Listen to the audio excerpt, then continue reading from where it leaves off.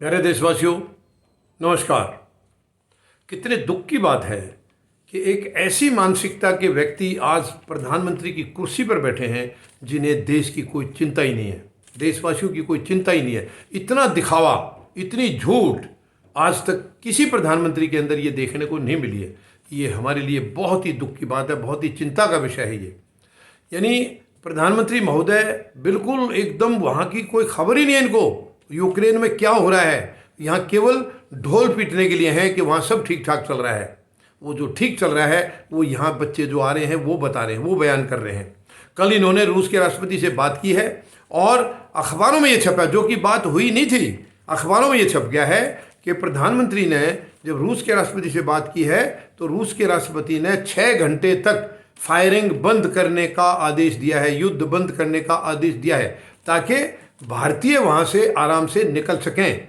ऐसा कोई डिस्कशन नहीं हुआ था, ऐसी कोई बातचीत नहीं हुई थी, इसके बावजूद अखबारों में छपी है।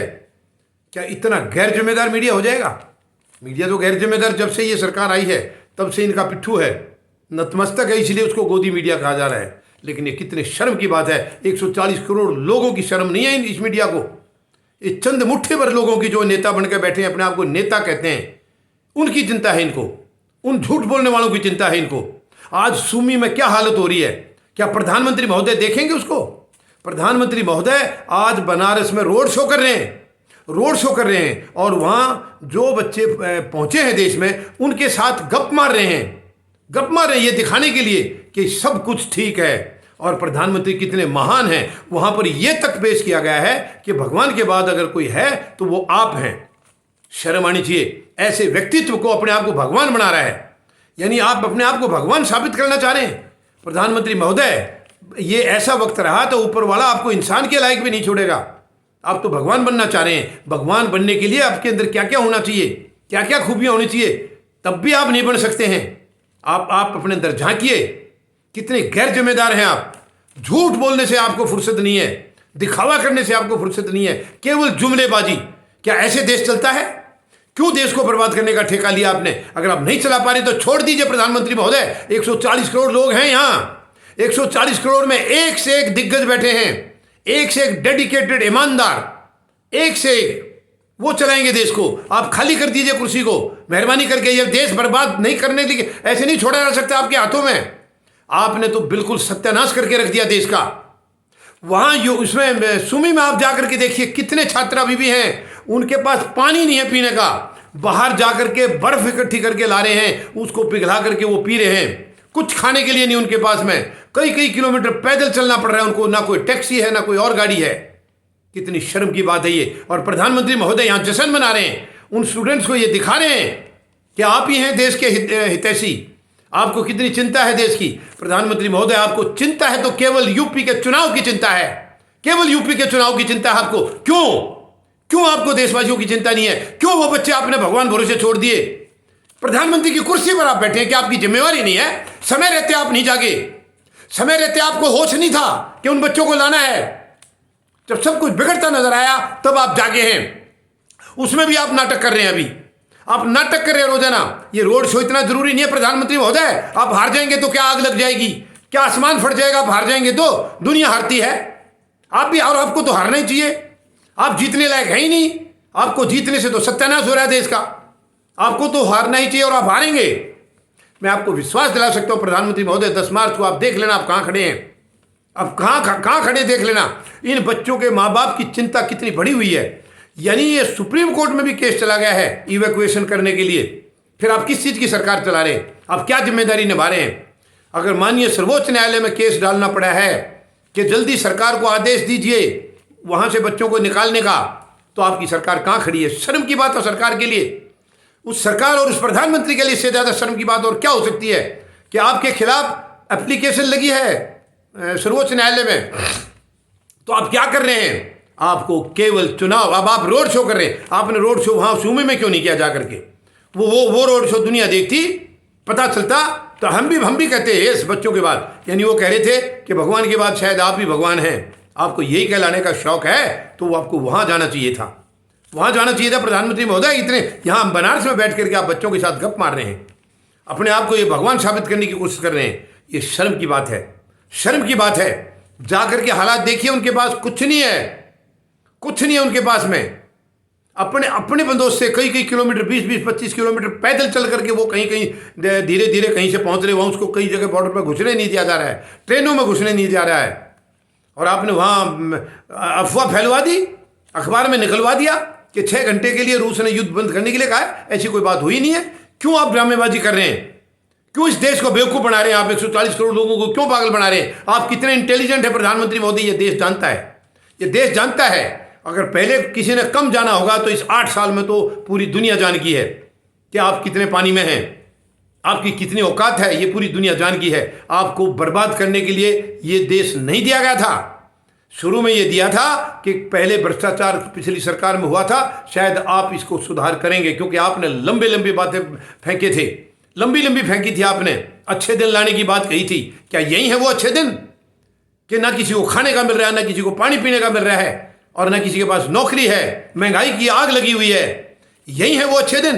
प्रधानमंत्री महोदय, वो जो बुरे दिन थे वो लौटा दीजिए इस देश के, लौटा दो उनको। इन अच्छों को आप रख लीजिए, आप अपने लिए रखिए इन अच्छों को, देश को लौटा दो। मेहरबानी करके इन बच्चों को निकाल दो, निकाल दो। उन बच्चों के, उनके माँ बाप की क्या हालत हो रही है, और आप यहां पर अपने आप को भगवान बनाने में लगे हैं। इतनी दुख की बात है प्रधानमंत्री महोदय, आज आप ऐसे वक्त में, इतने गंभीर संकट में भी आपको देशवासियों की चिंता नहीं है।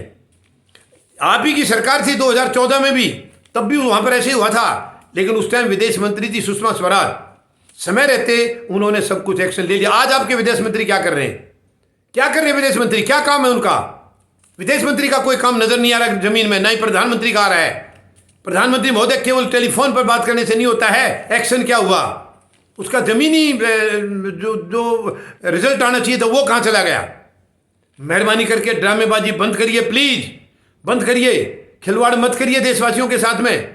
आपने युवाओं को बर्बाद कर दिया है। वैसे भी युवाओं के लिए ना आपने शिक्षा छोड़ी है, ना आपने रोजगार छोड़ा है। युवाओं को भटका रहे हैं आप, दिशाहीन बना दिया आपने उनको। केवल आप अपनी राजनीतिक दुकान चलाने के लिए हमारे युवाओं को बर्बाद कर रहे हैं, जबकि युवा इस देश का भविष्य है और आप इस देश के भविष्य को बर्बाद कर रहे हैं।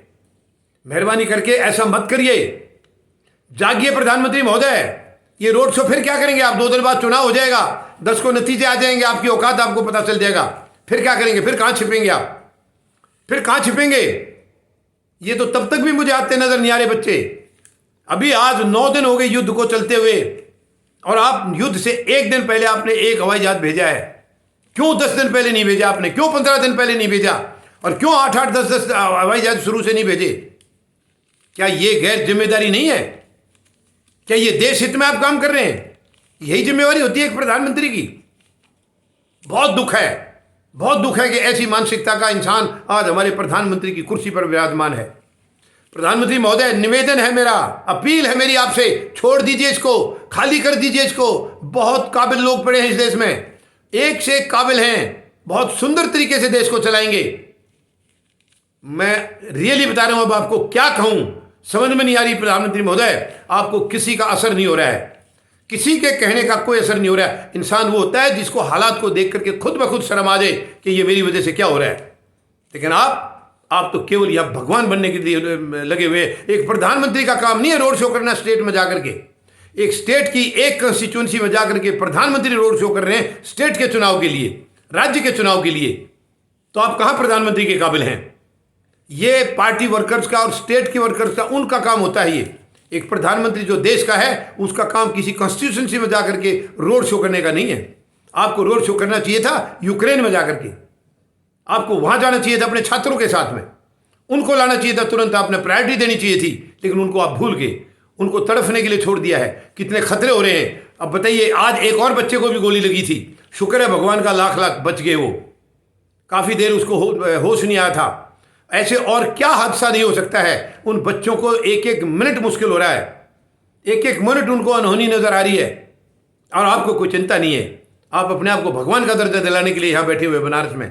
बनारस आपका संसदीय क्षेत्र है, हम मानते हैं। अगर आपने कुछ किया होता 8 साल में तो आपको यहाँ रोड शो करने की जरूरत नहीं होती। आपके पीछे अपने आप आती जनता, और आप कुछ भी कर लीजिए। अब आपका जो औकात आपकी है 10 मार्च को आपको पता चल जाएगा। मेहरबानी करके इस देश को बर्बाद मत करिए प्रधानमंत्री महोदय। ये बहुत सुंदर देश है, बहुत प्यारा देश है, मत इसको खराब करिए अपने हितों के लिए। चंद अपने अपने मुट्ठी भर लोगों के हितों के लिए इस देश को मत मिट्टी में मिलाइए। इस देश की संस्कृति बहुत ऊंची रही है, आप उसको खत्म करने पर तुले हुए हैं। मेहरबानी करके बंद करिए ये ड्रामा, बंद करिए प्लीज। और नहीं हो सकता है, आपने पहले भी कहा था हम झोला उठा के चले जाएंगे, प्लीज उठाइए झोला, उठाइए झोला और ले चलिए उसको। चलिए प्रधानमंत्री महोदय, झोला उठा करके आपने खुद कहा था, तो आप क्यों चिपके हुए हैं? अभी जब आपसे चलाया नहीं जा रहा है तो बर्बाद करने के लिए क्यों चिपके हैं? उम्मीद है आज मेरी इस अपील का कुछ तो यकीन करेंगे आप, कुछ तो अमल करेंगे इसके ऊपर, कुछ तो अमल करेंगे देशवासियों के लिए, कुछ समझेंगे जो हमारे वहाँ बच्चे बैठे हैं या उनके माँ बाप के साथ क्या क्या गुजर रही है उनके दिलों पर। और आपको कोई चिंता नहीं है, आप अपने आप को भगवान बना रहे हैं। मेहरबानी करके जागिए प्रधानमंत्री महोदय, जागिए। धन्यवाद। जय जवान, जय किसान, जय हिंद।